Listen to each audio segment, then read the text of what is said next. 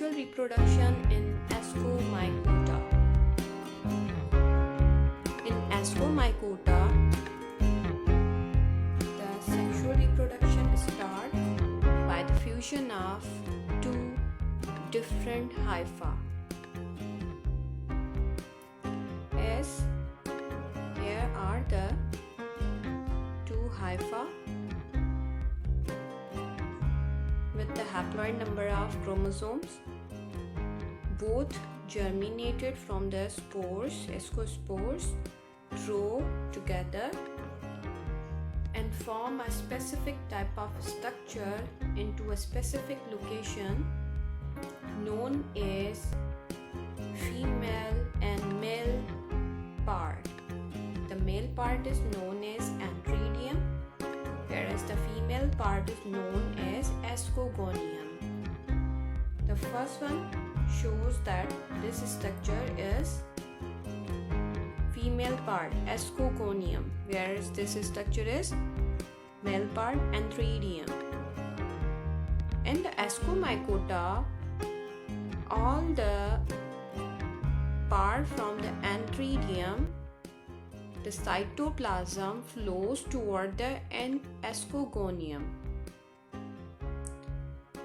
तो एस्कोमाइकोटा में एंथ्रीडियम का पूरा जो साइटोप्लाज्म होता है with even the nucleus too, सारा जो स्ट्रक्चर होगा वो फ्लो करता है from the antheridium toward the ascogonium, और इस प्रोसेस को हम कहते हैं plasmogamy. Plasmogamy that means fusion of two protoplasm. और यहाँ पर आप लोग देख रहे हो with the help of specific structure known as trichogyne. Trichogyne की मदद से ये जो ऊपर ये स्ट्रक्चर बना हुआ है फ्रॉम द एंथ्रीडियम, ये एंथ्रीडियम से स्ट्रक्चर जो है वो निकल कर दैट पोर्शन ये वाला, इसको अगर हम देखें ये एंथ्रीडियम से कनेक्ट होता है एस्कोगोनियम की तरफ. एस्कोगोनियम में से ये जो बना है स्ट्रक्चर, इसकी मदद से एंथ्रीडियम का जितना भी प्रोटोप्लाज्म होगा विद द न्यूक्लियस, वो सारे के सारे जो है वो मूव करेंगे, फ्लो करेंगे टुवर्ड द एस्कोगोनियम. अब ये सारे जो पोर्शन हैं ये with the help of the trichogyne enter हो चुके हैं टुवर्ड्स द एस्कोगोनियम. अब याद रखिएगा यहाँ पर सिर्फ और सिर्फ साइटोप्लाज्म जो है वो फ्यूज़ हुआ है, कोई भी न्यूक्लियस आपस में फ्यूज़ नहीं हुआ.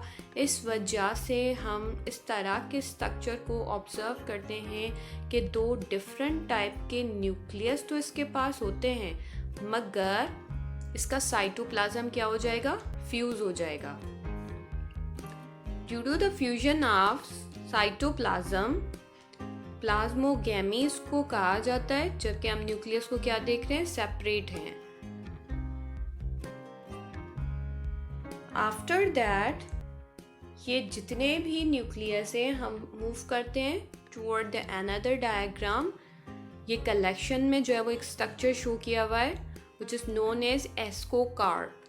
एस्कोकार्प में इस तरह के बहुत ज़्यादा हाइफा प्रेजेंट होते हैं जो कि ट्राइकोगाइन फॉर्म करने की वजह से, जैसे कि एस्कोगोनियम ट्राइकोगाइन फॉर्म करता है ताकि जो है वो मतलब प्लाज्मोगेमी हो सके. और जब प्लाज्मोगेमी हो जाती है तो सेल जो है वो कैरियोगेमी के कैरेक्टरिस्टिक को शो करते हैं.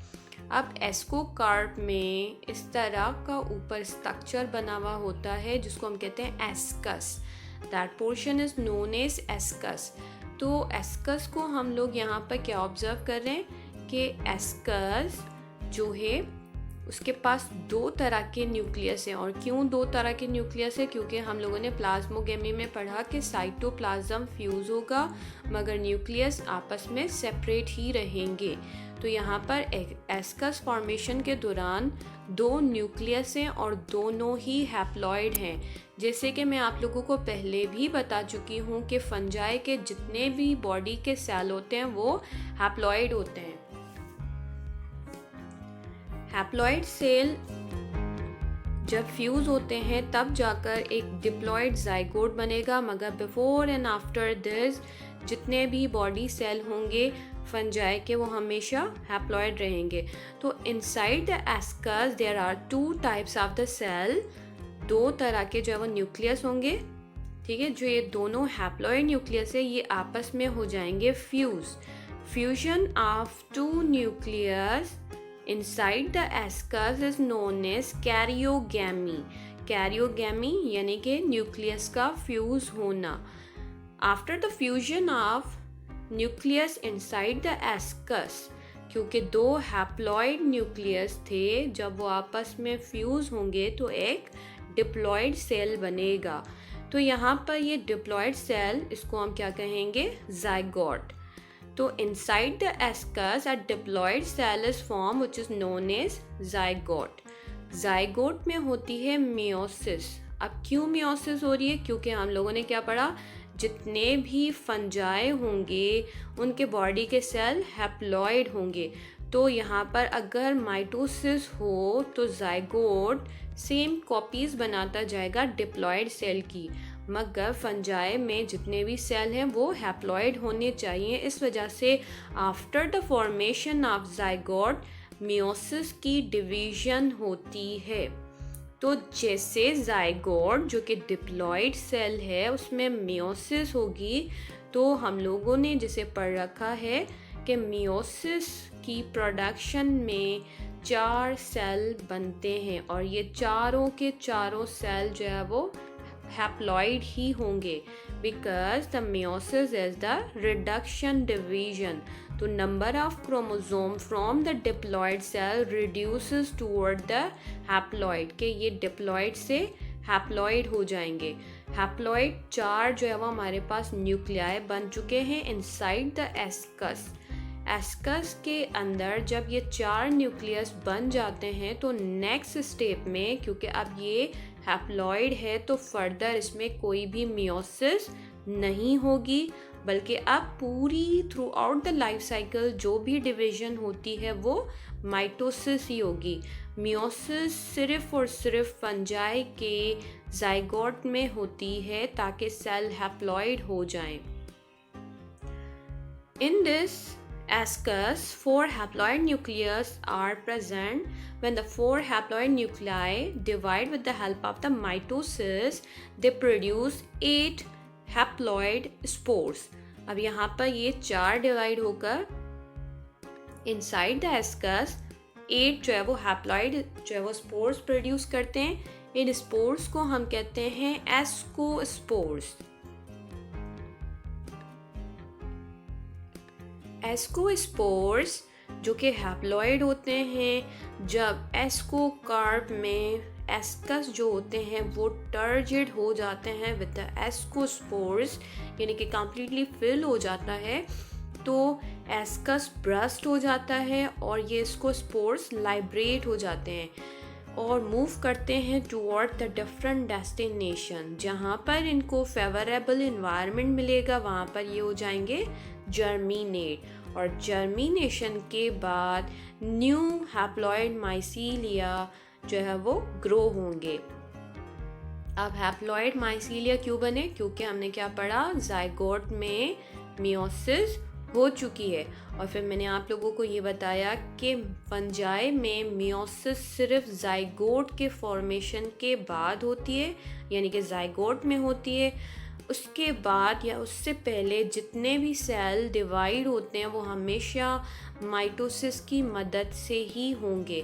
तो इसी वजह से जाइगोट में जैसे मियोसिस हुई 4 सेल बने, 4 न्यूक्लियाई बने, तो उनमें माइटोसिस हुई तो एस्कोस्पोर्स प्रोड्यूस हुए, और एस्कोस्पोर्स हैप्लॉइड हैं क्योंकि ये हैप्लॉइड सेल में से ही बने, और mitosis produce the same exact copies.